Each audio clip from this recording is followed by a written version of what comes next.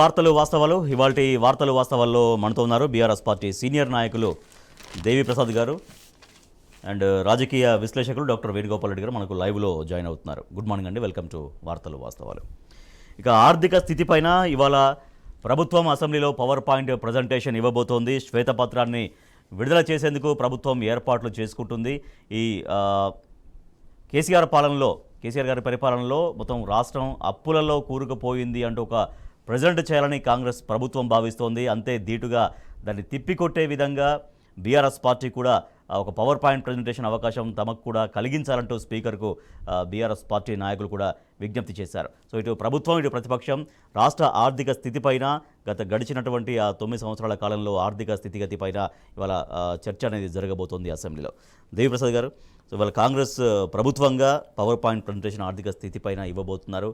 The same time BRS party చెప్తున్న మాట ఏంటంటే గత 9 సంవత్సరాల కాలంలో మొత్తం అప్పులమయమైంది రాష్ట్రం అనేటువంటిది ఒక ఫోకస్ చేసే ప్రయత్నం అనేది వాళ్ళ కాంగ్రెస్ ప్రభుత్వం చేస్తోంది. కాబట్టి దాన్ని అంతే ధీటుగా తిప్పి కొట్టబోతున్నాం అనేది బీఆర్ఎస్ పార్టీ నుంచి వస్తున్నటువంటి మాట. గుడ్ మార్నింగ్ రాజేష్ గారు, మిత్రులు వేణుగోపాల్కు నమస్కారం, వీక్షకులకు శుభోదయం.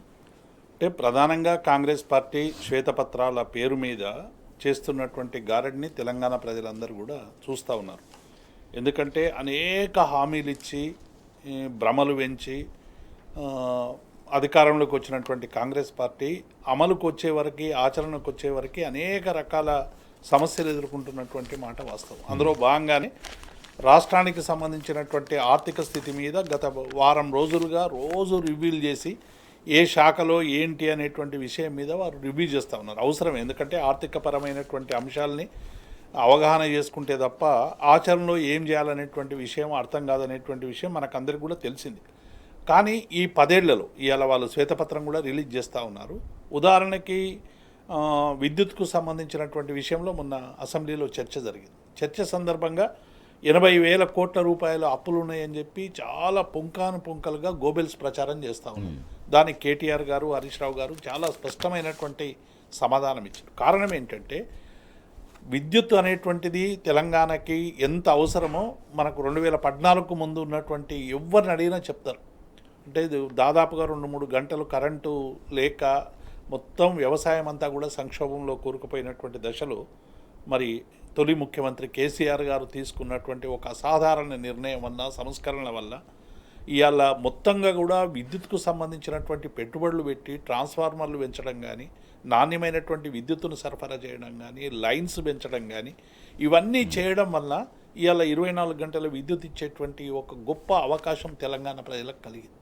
దాంతో విపరీతమైనటువంటి పెట్టుబడులు దానికి అవసరం వచ్చినటువంటి సందర్భాన్ని చూసాం. కాబట్టి ఇలా కేవలం అప్పులు మాత్రమే చూపించి ఒక బిల్డింగ్కు మనం 10 కోట్ల అప్పు తెస్తే 20 కోట్ల బిల్డింగ్ ఉంటే ఆసెట్స్ చూపించడం అనేటువంటిది ఇక్కడ మిస్ అవుతూ ఉన్నారు.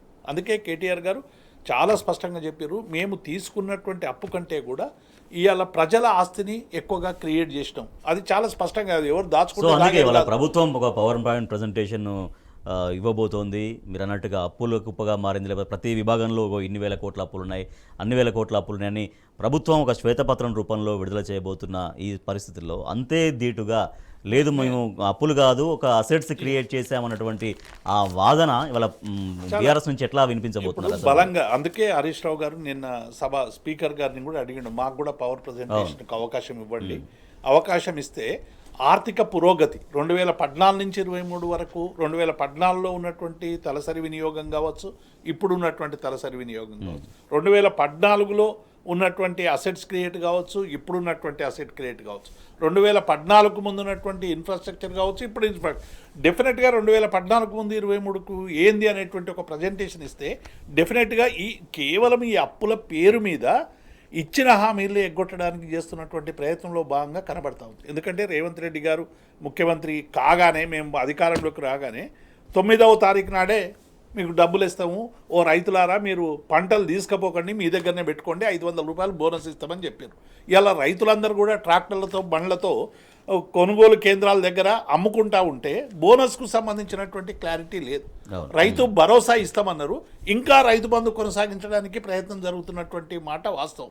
రైతు మీకు ఒక్క వారం ఆగండి, మేము 2,500 ఎకరానికి ఎక్కువేసి 7,500 వేస్తామని చెప్పారు.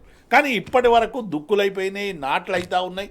ఒకవైపు రైతులు అన్నమో రామచంద్ర మాకు వ్యవసాయానికి పెట్టుబడి లేదు, కేసీఆర్ ఉండగా ఆసరగా పెట్టుబడి ఉండే, ఇప్పటికీ పెట్టుబడి రాలేదని రైతులందరూ కూడా ఆవేదన ఎంత మొన్న కూడా దానికి సంబంధించిన క్లారిటీ కూడా లేదు. మొన్న కేసముద్రం మార్కెట్లో రైతులు ఆందోళన చేశారు, తమ ధాన్యాన్ని కొనట్లేరు, గత రోజు కంటే గిట్టుబాటు ధర తగ్గిస్తున్నారు, ఎందుకు తగ్గించారు అనేది మొన్న వాళ్ళు ఆందోళన వ్యక్తం చేశారు. రాజేష్ గారు, వీళ్ళు ఏమైపోయిందంటే యాస్పిరేషన్స్ బాగా పెంచారు. తెలంగాణ రాష్ట్రం వచ్చినప్పుడు ప్రజల్లో ఉన్నటువంటి యాస్పిరేషన్ కంటే కూడా కాంగ్రెస్ పార్టీ ఇచ్చినటువంటి హామీలు ఇవన్నీ కూడా ప్రజలు నమ్మి అలా ఓట్లు వేసారు. Right. కాబట్టి వాళ్ళకి అవసరమైనటువంటి ఇవ్వకుండా కేవలం ఆర్థిక స్థితి మీద మేము శ్వేతపత్రాలు ఇస్తాం. శ్వేతపత్రాలు ఎవరికి కావాలండి? మీరు ఆచరణ కావాలి. మీరు రైతులకు ఇస్తాన 500 బోనస్ ఇవ్వండి, రైతులకు ఇస్తానటువంటి రైతు భరోసా ఇవ్వండి, మీరు ఇచ్చినటువంటి హామీలు అమలు చేసి శ్వేతపత్రాలు రిలీజ్ చేయండి. శ్వేతపత్రాలు మేము దశాబ్ది ఉత్సవాల సందర్భంగానే ఏ శాఖలో ఏం పురోగతి జరిగిందనేటువంటి విషయంలో మేము స్పష్టమైనటువంటి శ్వేతపత్రాలు ప్రజల్లో చర్చకు పెట్టినాం.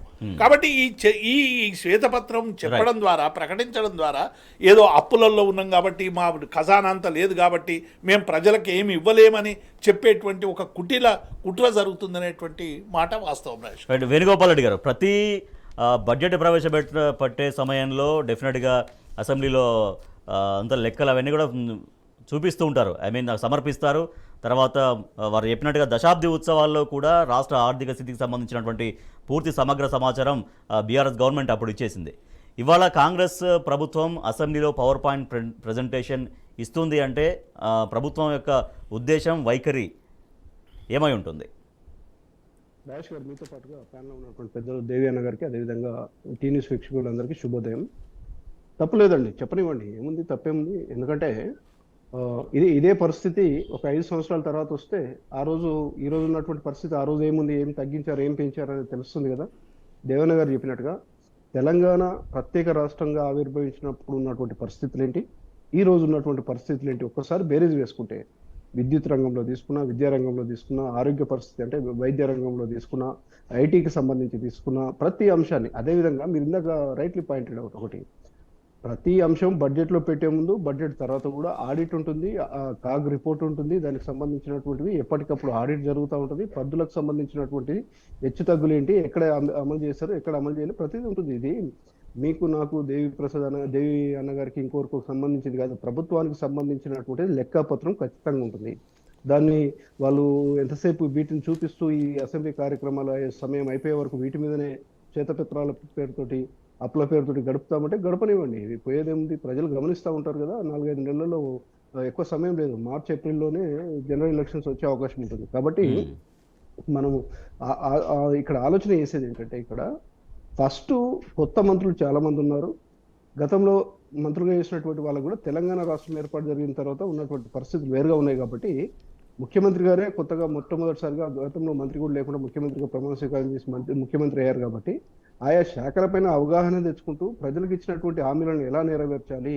ఇప్పుడు అన్నయ్య చెప్పారు, రైతులంతా దుక్కి తిని ఈ రోజు మెసేజ్ వస్తుందా, రేపు మెసేజ్ వస్తుందా అని చూస్తున్నటువంటి సందర్భంలో కొత్తగా ఇప్పుడు ఏంటంటే, మరి మీ దృష్టికి వచ్చిందో లేదో, చాలా మందికి 3 రూపాయలు పడ్డాయి, 4 రూపాయలు పడ్డాయి, మీరు యాసంగి పంటకు వాడుకోండి, ప్రభుత్వ సహాయాన్ని మీరు పెట్టుబడిగా వాడుకోండి, మీ వ్యవసాయం మంచిగా వేసుకోండి అని మెసేజ్లు వస్తున్నాయట. వాళ్ళకి 2 ఎకరాలు 3 ఎకరాలు ఉంటే 3 రూపాయలు, 4 రూపాయలు, 5 రూపాయలు, 30 పైసలు ఇట్లా మెసేజ్లు వస్తున్నాయి అంటారు. మరి ఏం కొత్త విధానమో అర్థం కాలేదు. వాటిపైన దృష్టి పెట్టి పాలన పైన పట్టు సాధించేటటువంటి ప్రయత్నం చేయాలి. ఎస్, ఖచ్చితంగా ఈ రోజు వాళ్ళు ఇచ్చే పవర్ పాయింట్ ప్రజెంటేషన్ వాళ్ళు రికార్డు చేసుకోవాలి, ప్రతిపక్షాలు కూడా రికార్డు చేసుకోవాలి. 5 సంవత్సరాల తర్వాత వీళ్ళు అప్పులు చేశారు, అప్పులు చేసినటువంటి దాంతో పాటు అభివృద్ధి చెందినటువంటి ఆస్తులు ఏంటి, ఎంత మేరకు ఆర్థిక వృద్ధి సాధించామనేటటువంటి అంశాలను కూడా పెట్టాలి కదా. మన క్లియర్గా సభలో చెప్పారు, విద్యుత్ రంగానికి చెప్పినప్పుడు ఎన్ని కేవీ 11 కేవీ ఉండే, ఎన్ని ట్రాన్స్ఫార్మర్లు పెరిగాయి, ఎన్ని ఆస్తులు పెరిగాయి, ఎన్ని సబ్స్టేషన్లు కొత్తగా పెరిగాయి, ఎన్ని మోటార్ కనెక్షన్లు పెరిగాయి, ఇవన్నీ చెప్పారు కదా. మరి అవన్నీ ఆస్తుల కింద చూడాలి కదా. గతంలో ఉన్నటువంటి వీటికి మనం ఇప్పుడు అభివృద్ధి చెందినటువంటి దానిలో, జమ అయినటువంటి దానిలో, వృద్ధి చెందినటువంటి ఆస్తులకు సంబంధించి ప్రజలకు పెట్టేటటువంటి పైసను అది బిజినెస్గా చూడొద్దండి. వాళ్ళ ఆర్థిక స్థితిగతులు మెరుగుపడ్డాయా లేదా, వ్యవసాయ రంగం మెరుగుపడ్డదా లేదా, గతంలో ఎన్ని ఎకరాలకు నీళ్లు ఉండే, ఈ రోజు ఎన్ని ఎకరాలకు నీళ్లు వస్తుంది, గతంలో ఎన్ని మెట్రిక్ టన్నులకు సంబంధించినటువంటిది పంట వచ్చింది, ఈ రోజు ఎన్ని మెట్రిక్ టన్నుల పంట వస్తుంది, ఇవి కదా సివిల్ సప్లైకి సంబంధించి ఇన్ని అప్పులు ఉన్నాయని చెప్పారు. ఎస్ ఉన్నాయి, అప్పులు ఉన్నాయి. మరి వాళ్ళు సేకరించి గోదాంలో పెట్టినటువంటి ధాన్యం ఈ రోజు కేసీఆర్ గారినో లేకపోతే కేటీఆర్ గారినో లేకపోతే బీఆర్ఎస్ నేతలు అమ్ముకోమని చెప్తారా? అదంతా ప్రభుత్వానికి సంబంధించినటువంటిది కదా. వేణుగోపాల్ రెడ్డి గారు, నిజంగా మీరు చెప్తున్నట్టుగా అప్పులు ఉంటేనే ఏ రాష్ట్రమైనా ముందుకెళ్తుంది. డెఫినెట్గా అప్పులు అనేది తీసుకుంటుంది, దాన్ని ఒక అసెట్స్గా మారుస్తుంది. స్వయంగా కేంద్ర ప్రభుత్వమే పార్లమెంట్లో ప్రకటించి ఉంది, ఎక్కువ అప్పులు చేసే రాష్ట్రాల్లో కింద నుంచి 3వ ప్లేస్లో ఉంది. అదొక ఎఫ్ఆర్బిఎం పరిధికి లోబడే అప్పులు చేస్తుంది అనేది. కానీ వాళ్ళ కేవలం ఒక అభిప్రాయం వ్యక్తమవుతుంది ఏంటంటే, గత ప్రభుత్వాన్ని ఏ విధంగా ఇరుకునబెట్టవచ్చు అన్న కోణంలో మాత్రమే చర్చలు జరిగినాయి. ఆ రకంగానే ఆ శ్వేతపత్రం కావచ్చు, వాళ్ళ వైఖరి, ఆ విధానం ఉండొచ్చు అనే ఒక అభిప్రాయం వ్యక్తమవుతుంది. సరే, ఆర్థిక పరిస్థితి డెఫినెట్గా రాష్ట్ర ప్రజలకు చెప్పాల్సిన బాధ్యత కొత్త ప్రభుత్వంగా ఉండొచ్చు. కానీ కేవలం ఇరుకున పెట్టవచ్చు అనే కోణమే ఆ రకంగా ఎక్కువ చర్చ జరిగి ఒక నివేదిక తీసుకొచ్చారనేది వినిపిస్తున్నటువంటి ఒక ఒపీనియన్. ఇప్పుడు ఆర్బీఐ నుంచి వచ్చినటువంటిది, ఆర్థిక సంఘాల నుంచి వచ్చినటువంటివి, పార్లమెంట్లో చెప్పినవి, చెప్పిన దాని ప్రకారం కూడా చూస్తే రాజేష్ గారు ఏ విధంగా చూసినా ఎఫ్ఆర్బిఎం పరిమితిని కూడా పూర్తి స్థాయిలో తెలంగాణ రాష్ట్ర ప్రభుత్వం వినియోగించుకోలేదు. ఎఫ్ఆర్బిఎం పరిమితి ఎంతైతే విధిస్తూ వచ్చిందో దానికంటే ఇంకా కొంత కిందనే బెంచ్ మార్క్ పెట్టుకొని వీళ్ళు అప్పులు తీసుకున్నటువంటిది. ఫైనాన్షియల్ బాండ్స్ కు సంబంధించినటువంటి విక్రయం సంబంధించినటువంటిది కూడా ఇబ్బడి ముబ్బడిగా విచ్చలవిడిగా చేయలేదనేటటువంటిది కాగా అనేక సందర్భాల్లో ప్రస్తావించినటువంటిది. అదేవిధంగా పార్లమెంట్లో అడిగినటువంటి ప్రశ్నకు కూడా వీళ్ళు ఏ స్థానంలో ఉన్నారు, ఎంత మేరకు అప్పులు చేశారనేటటువంటిది కేంద్రము పార్లమెంట్లో ఇచ్చినటువంటి జవాబు కూడా అందుబాటులో ఉన్నటువంటిది. వీటిని కూడా వీళ్ళు ఇచ్చేటటువంటి పవర్ పాయింట్ ప్రజెంటేషన్ లో ప్రజెంట్ చేస్తే కనుక ఎస్ పారదర్శకంగానే ప్రజెంట్ చేశారు. కేంద్రం ఇచ్చినటువంటి సమాచారాన్ని, కేంద్రం ఇచ్చినటువంటి ప్రకటనను, ఆర్బీఐ లాంటి సంస్థల నుంచి వచ్చినటువంటి వాటిని కాగు హెచ్చరించిందా లేకపోతే కాగు ప్రశంసించిందా అనేటటువంటిది, నీతి ఆయోగ్ ఏం చెప్పింది అనేటటువంటిది, నీతి ఆయోగ్ ఇచ్చినటువంటి రిపోర్టులను కూడా ఈ పవర్ పాయింట్ ప్రజెంటేషన్ అంటే నేను మిమ్మల్ని తిట్టడానికి, మీరు నన్ను తిట్టడానికి కాదండి. తిట్లు ఉంటాయి, మెచ్చుకోవడానికి కూడా ఉంటాయి, అవి కూడా పెట్టాలి. మనం ఏమంటున్నామంటే అలా పెట్టలేనప్పుడు ఎస్ హరీష్ రావు గారు అడిగింది ఏదైతే ఉందో 100% వాస్తవం.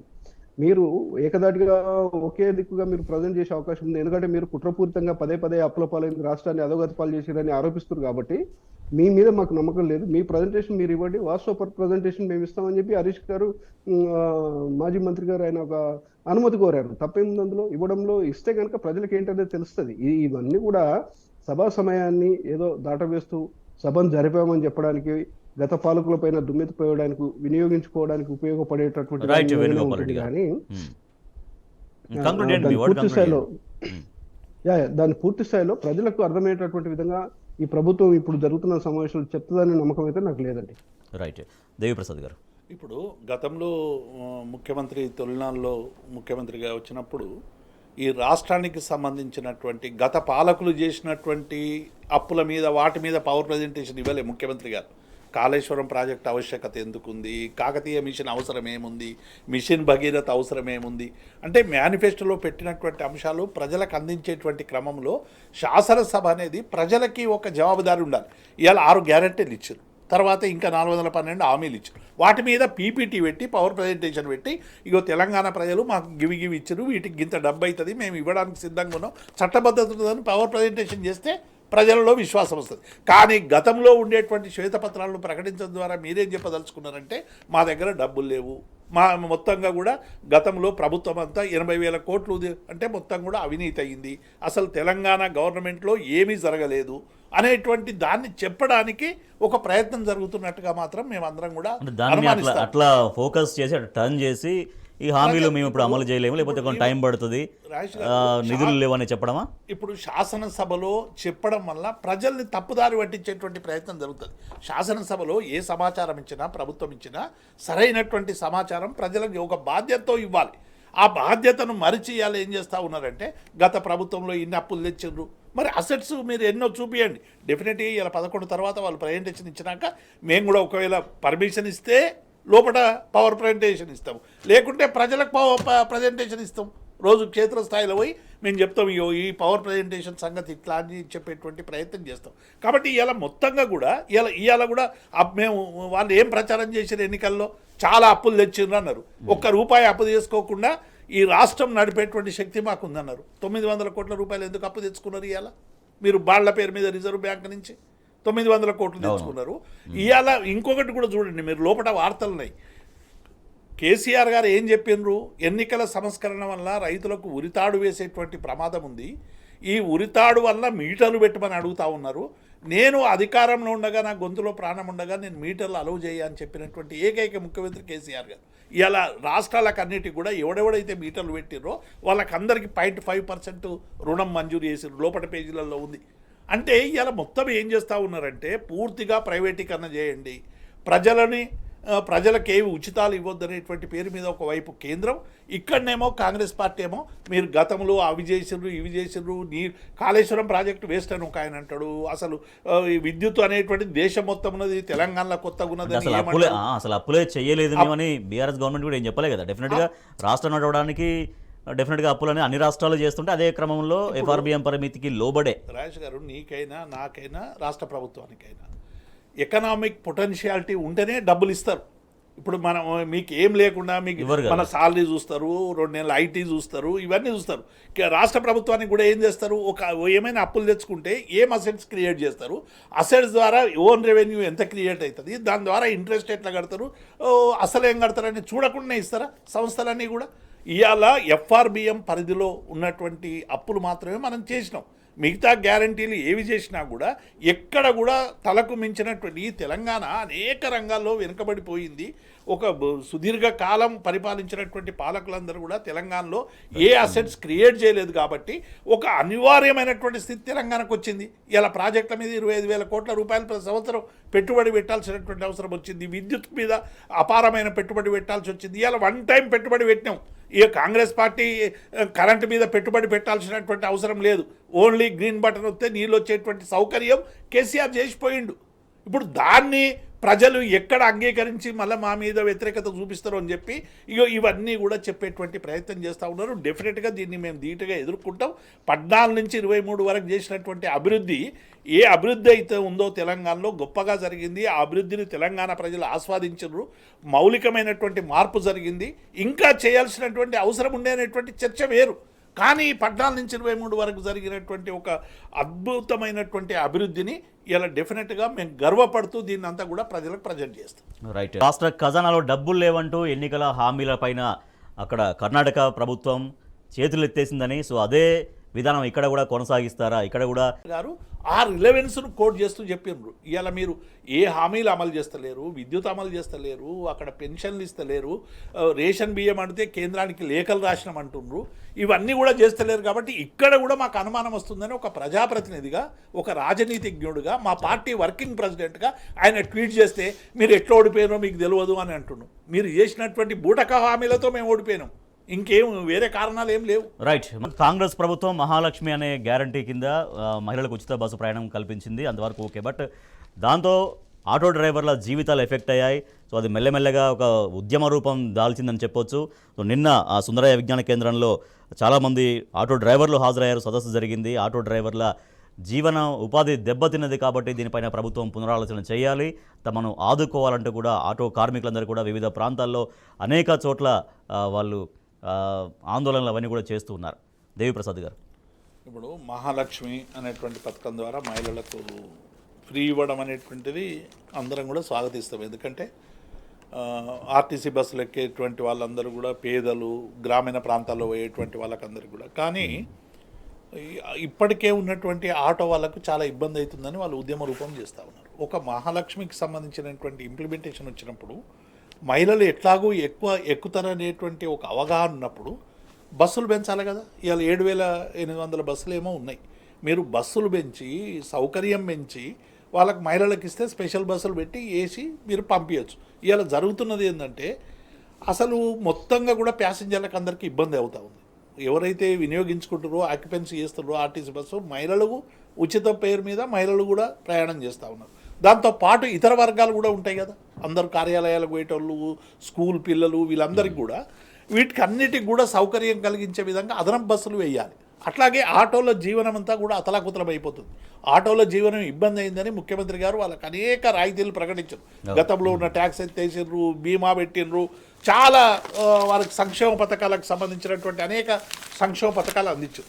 ఇప్పుడు కూడా ఈ మహాలక్ష్మి పథకం పెడుతున్నాం కాబట్టి ఇగో ఆటో డ్రైవర్లకు మేము ఇంత కంపెన్సేషన్ చేస్తున్నామని చెప్పి ఒక సంవత్సరం పాటు ఒక కంపెన్సేషన్ ఇస్తే డెఫినెట్గా ఈ సంవత్సరం తర్వాత వాళ్ళ ఉపాధి ఎట్లుంటుందనే దాని మీద ఒక స్టడీ చేసి వాళ్ళకి ఏమైనా ఇతర మార్గాలు చూపించేటువంటి అవకాశం ఉంటుంది. కానీ ఇవాళ మొత్తంగా కూడా లక్షలాది మంది ఆటోలు, చాలామంది పీజీ చదువుకున్న వాళ్ళు కూడా ఉన్నారు రాజేష్ గారు, చాలామంది మనం చూస్తూ ఉంటాం. ఎందుకంటే మొత్తంగా కూడా తెలంగాణలో ఉపాధి లేక అందరూ వలసలు వచ్చి హైదరాబాద్ నగరంలో చేస్తూ ఉన్నారు. కాబట్టి ఇటువంటి వాళ్ళకందరికి కూడా అవసరమైనటువంటి రిలీఫ్ ఇవ్వాల్సినటువంటి బాధ్యత ప్రభుత్వం. కానీ ఇప్పుడు మహిళల టికెట్ల ఖర్చు రియంబర్స్ చేయాలి, తర్వాత ఆటో డ్రైవర్లకి చేయాల్సి వస్తుంది. ప్రభుత్వం పైన భారం మరీ ఇంకా ఎక్కువ పడుతుంది కదా. ఆర్టీసీ ఇప్పటికే చాలా నష్టాల్లో ఉంది రాజేష్ గారు.